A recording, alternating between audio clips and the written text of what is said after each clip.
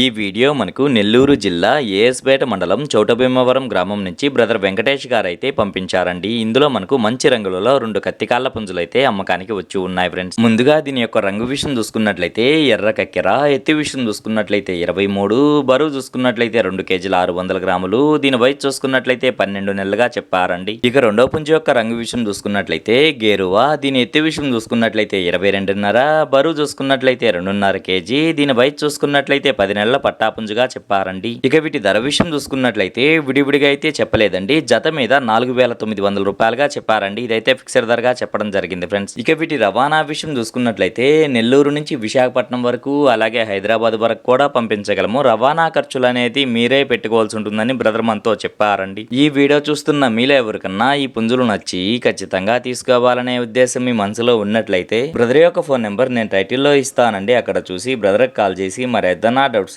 క్లియర్గా మాట్లాడి నచ్చితే తీసుకోవచ్చు ఫ్రెండ్స్.